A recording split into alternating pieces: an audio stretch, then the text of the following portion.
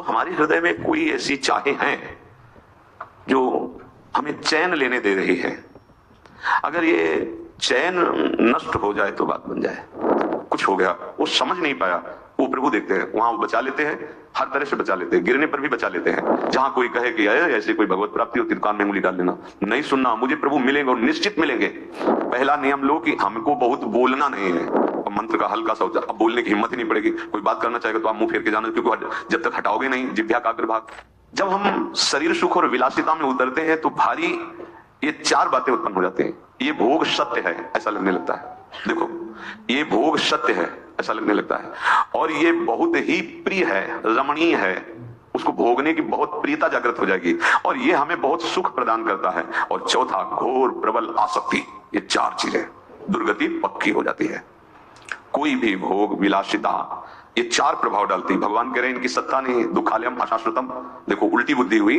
जो अशाश्वत भगवान कह रहे हैं कि है, तो हमें क्या लगने लगता है ये सत्य है। देखो, संसार में यही हो रहा है, ये सत्य है। दूसरा क्या, रमणीय, बहुत भोगने में सुख मिलता है, बहुत, मतलब अब इसके भोगे बिना हम रह नहीं सकते। और तीसरा, चरम अवस्था का सुख यही है, भगवान भी अगर हो तो प्रसन्न हो तो यही हमें दे दे। और चौथा, आसक्ति, प्रबल आसक्ति, प्रबल आसक्ति। मर सकते हैं पर इससे दूर नहीं रह सकते, ऐसे भोग प्रबल हो जाते हैं। तो उपासक को परम सुंदर, परम सुखदायक, नित्य सच्चिदानंद में प्रभु से प्रेम करना है।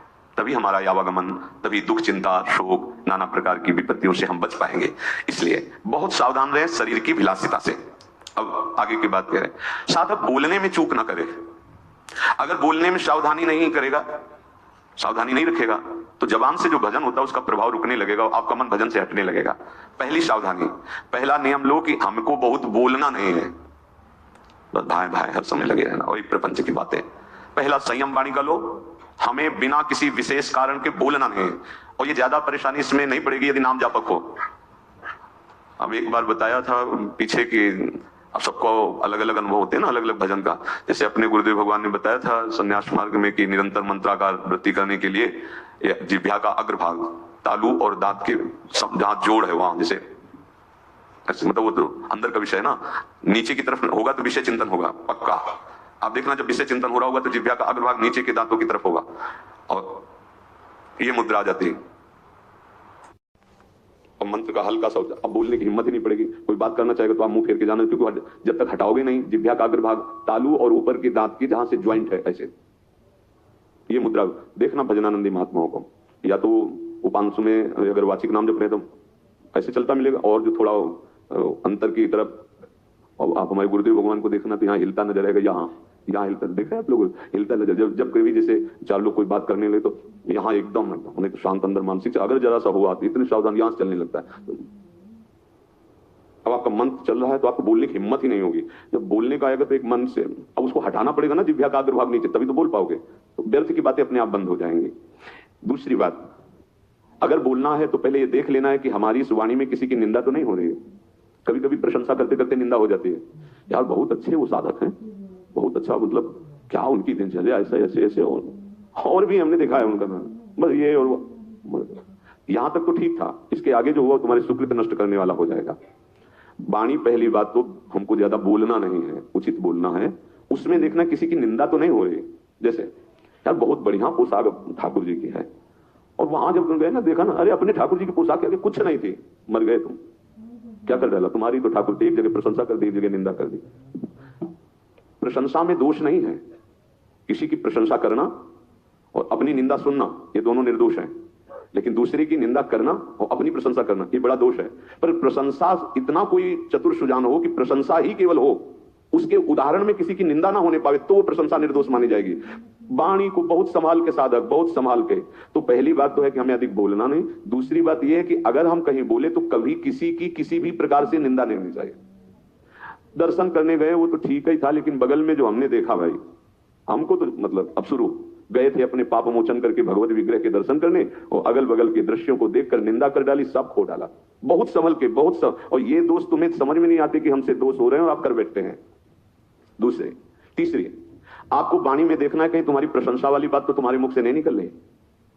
कहीं आप बात कर रहे हो, कहीं अहंकार की गुदगुदी हो रही है और आप अपनी प्रशंसा मार रहे हो, ऐसा तो कोई विषय नहीं। अगर है तो तुम्हारी साधना में घातक हो जाएगा। जैसे दूसरे की निंदा करना घातक हो जाता है, अपनी प्रशंसा करना घातक हो जाता है। चौथी, देखो वाणी में कहीं किसी का अहित तो नहीं निकल रहा कि तुम किसी को ऐसी प्रेरणा दे रहे हो कि दूसरे का अमंगल और अहित हो जाए। देखो वाणी में कहीं तुम झूठ कपट का शब्द तो उच्चारण नहीं कर रहे हो। ये 5 बातें अपने जीवन में देख ले। हमें व्यर्थ चर्चा नहीं करनी, वाणी बोलनी है। प्रशंसा भले किसी की कर दो, निंदा होने ना पावे। अपनी प्रशंसा अपने मुख से कभी ना करें। दूसरे का किसी भी तरह से अहित करने वाली षड्यंत्र वाली वाणी ना बोले। कभी झूठ का आश्रय न ले, व्यर्थ चर्चा ना करें।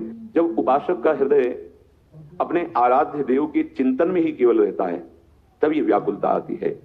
एक क्षण के लिए भी उसके मन में अन्य कोई चाह उत्पन्न होती ही नहीं। अभी लक्ष्य नहीं बना प्यारे, सच्ची मानना। लक्ष्य नहीं बन पाया इसलिए ये बात नहीं आ रही। नहीं, इसमें साधन प्रधान नहीं है। ये यह गुण साधन ते नहीं होई, तुम्हारी कृपा पाओ कोई कोई में अपने लोग हैं। अनंत ब्रह्मांडों में इतने जीव हैं, उन जीवों में कितने मनुष्य हैं, मनुष्यों में कितने सतमार्ग में चलते हैं, सतमार्ग में कितने प्रेम मार्ग में चलते हैं। ऐसे बिरले गिने जाए, अपने सब उन्हीं बिरलों में है। श्रीधाम में आ गए हो, श्री जी के चरण का आश्रय लिया है। अब हमारे हृदय में कोई ऐसी चाहे हैं जो हमें चैन लेने दे रही है। अगर ये चैन नष्ट हो जाए तो बात बन जाए। कहीं हम चैन ले रहे हैं, नहीं तो ये चैन मिट जाए तो फिर व्याकुलता प्रकट हो जाए। पर जब तक तुम ऐसे इन पापाचरण को करते रहोगे तब तक इस बात को तुम समझ ही नहीं पाओगे। त्यक्त्वा, इसलिए छोड़ दो, वास्तविक सुख की तरफ चलो। छोड़ दो ये पाप दृष्टि। तुम सुख के लिए ही ये पाप करते हो। वास्तविक सुख पाना चाहते हो तो त्यक्त्वा दृष्टिम मूढ़म पापी यसी त्वम पश्चाश्चर्याम ताम स्वमर्याद्य मूर्तिम। तुम्हारे अंदर अभी मूर्खता नष्ट नहीं हुई। तुम भोगों में पापाचरणों में सुख ढूंढ रहे हो। देखो कितना अपार सुख प्रभु के नाम रूप लीला धाम में है। तुम अपनी इस मूढ़ता का त्याग करो। आश्चर्य में सुख है प्रभु, मतलब तुम कल्पना भी नहीं कर सकते कि कैसा होता है भगवदानंद। एक बार अपनी पाप दृष्टि को छोड़िए।